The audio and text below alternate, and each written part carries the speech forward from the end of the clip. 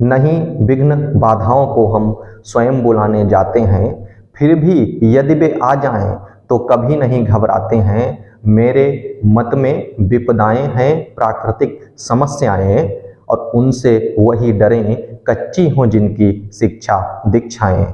तो नमस्कार दोस्तों, मैं अखिलेंद्र त्रिवेदी अपने YouTube channel education for future पर आपका स्वागत करता हूं।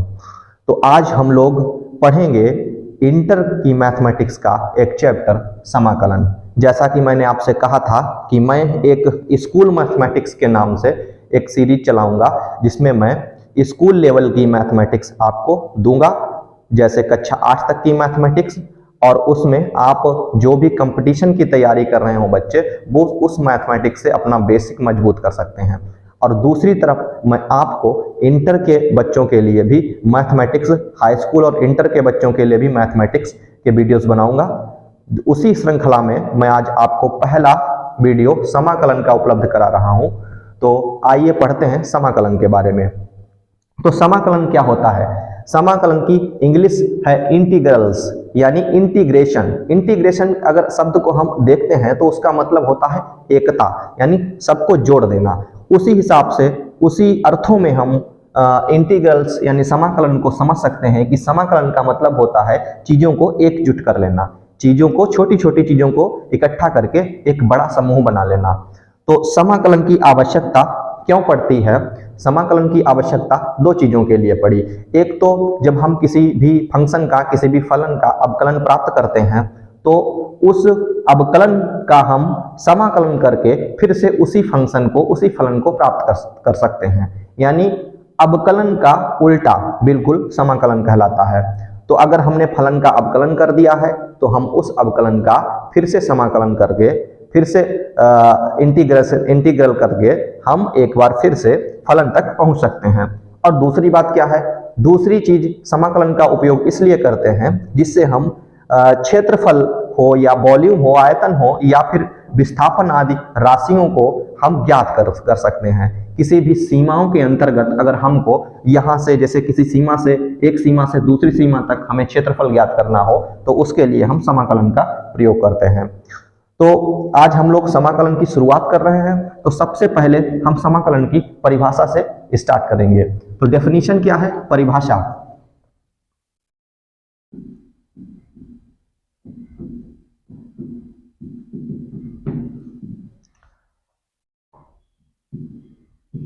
किसी फलन f(x) का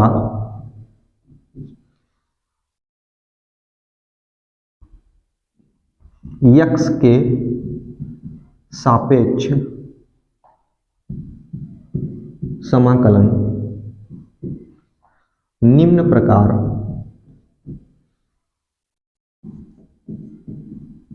परिभाषित कर सकते हैं। परिभाषित करते हैं। तो समाकलन की परिभाषा अगर हम यदि देखें तो किसी फलन f(x) का x के सापेक्ष समाकलन निम्न प्रकार से परिभाषित होगा। कैसे करेंगे परिभाषित? ये समाकलन का चिन्ह है, यानी इंटीग्रल्स का, और हम लिखते हैं f(x) dx बराबर कैपिटल F(x) प्लस c। ये है परिभाषा। यानी यदि हम किसी भी f(x), कोई फलन है f, उसका x के सापेक्ष समाकलन करते हैं तो वो आता है capital F(x) plus c। Capital F इसलिए दर्शाते हैं कि ये कोई दूसरा फंक्शन, दूसरा फलन बन जाता है। और c क्यों आता है? c एक कांस्टेंट है, ठीक है। यदि जैसे कोई भी अगर क्वेश्चन है y बराबर x² प्लस 5, इसका अगर हमने अवकलन किया है dy बटा dx बराबर 2x की घात 2 माइनस 1 प्लस 0, तो ये कितना हो जाएगा? dy बटा dx 2 और x। यदि हम dy इधर रखें और dx को उधर मल्टीप्लाई में भेज दें, 2x dx, और फिर दोनों ओर समाकलन ले लेते हैं, तो dy का हो जाएगा y और 2x ये हो जाएगा x की पावर 1 प्लस 1 बटे 1 प्लस 1 और प्लस c कांस्टेंट। तो y बराबर क्या आ जाएगा? 2x² बटे में 2 प्लस सी, 2 से 2 कैंसिल, तो y का मान क्या आ जाता है, x की घात 2 प्लस सी। इसका मतलब जो c था वो एक कांस्टेंट है, जैसे इसके साथ 5 था तो यहाँ पे c की वैल्यू क्या होगी, 5 होगी। तो इसलिए हमारे पास हमें c एक कांस्टेंट मानना होता है, एक कांस्टेंट मान लेते हैं जो किस फंक्शन के साथ में रहा होगा, तो उसका डिफरेंशिएशन होने पर, अवकलन होने पर वो कांस्टेंट जो था वो 0 हो जाता है। इसलिए जब हम समाकलन करते हैं तो हम उसे c मान लेते हैं, जिससे कि वो उसकी वैल्यू के बराबर होगा, इसीलिए यहाँ पर c आता है। ठीक है, अब आप c के बारे में समझ गए होंगे कि c क्यों आता है। चलो अब हम लोग फार्मूले देखेंगे कि जो इंटर की किताब में जो फार्मूले दिए गए हैं, इंटर की बुक्स में, वो सारे फार्मूले हम लोग यहाँ पर लिखेंगे और साथ में याद भी करेंगे। तो एक तरफ हम लोग लिख लेते हैं अवकलज, यानी डेरिवेटिव्स, डेरिवेटिव्स, और दूसरी तरफ लिखते हैं समाकलन,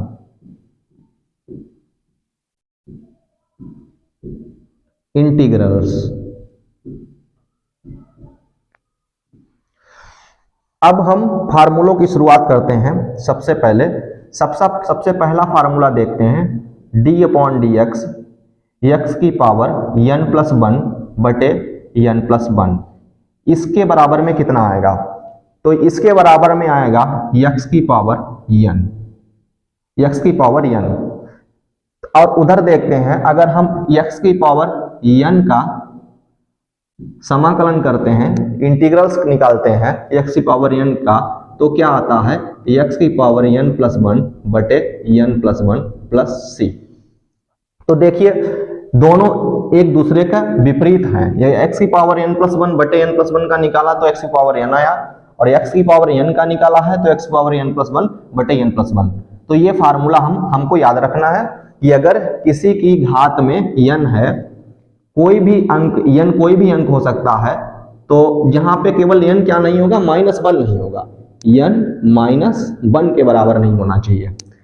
तो x की पावर, अगर कोई भी पॉजिटिव नंबर लगा हुआ है, निगेटिव भी हो सकता है, लेकिन -1 को छोड़कर, तो क्या हो जाएगा, x की पावर में n प्लस 1 हो जाएगा और बटे में n प्लस 1 हो जाएगा। जैसे यदि हम लोग x की पावर 2 का समाकलन निकालते हैं तो क्या होगा, x की पावर 2 प्लस 1 बटे 2 प्लस 1 और प्लस c, क्या होगा, x की घात 3 बटा 3 प्लस c, ये आ जाएगा। ये इस फार्मूले से होगा।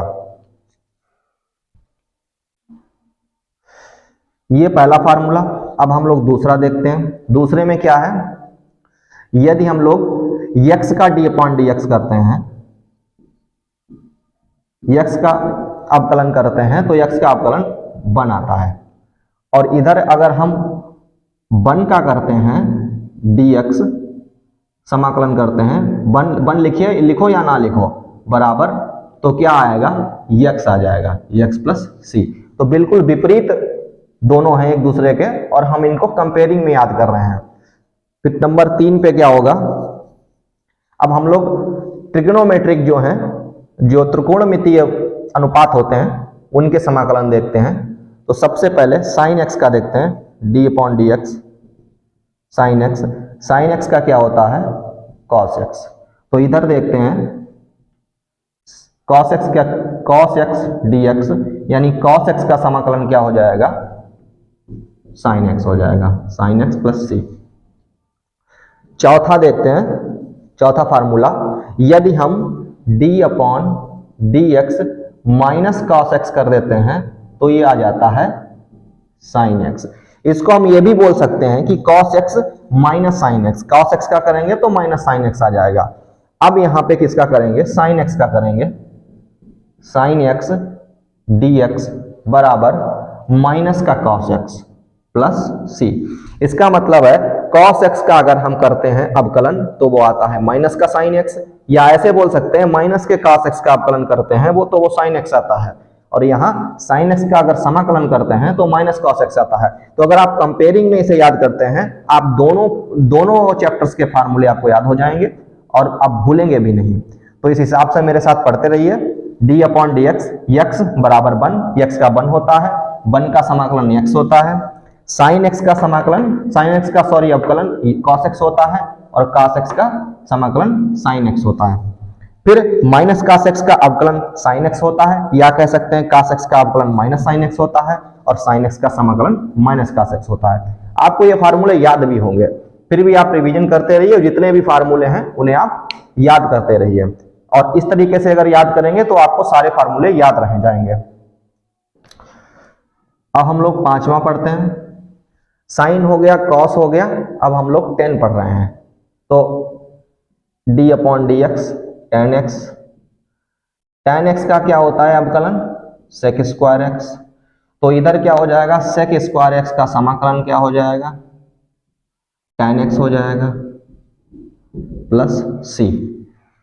नंबर 6 कॉट का पढ़ते हैं, D upon D X cot X, इसको माइनस कॉट एक्स भी लिख सकते हो, बराबर हो जाएगा कॉस एक्स स्क्वायर एक्स।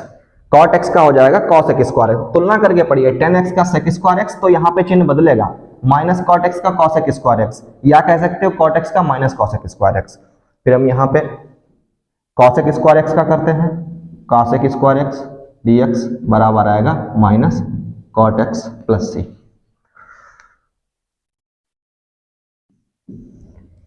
अब टेन हो गया, कॉट हो गया, अब सेक का करते हैं, D upon D X, sec X का, तो सेक एक्स का आता है सेक एक्स टेन एक्स, तो उसमें क्या हो जाएगा सेक एक्स और टेन एक्स डी एक्स, इसका क्या हो जाएगा, सेक एक्स का था सेक एक्स टेन एक्स, तो सेक एक्स टेन एक्स का हो जाएगा सेक एक्स प्लस सी।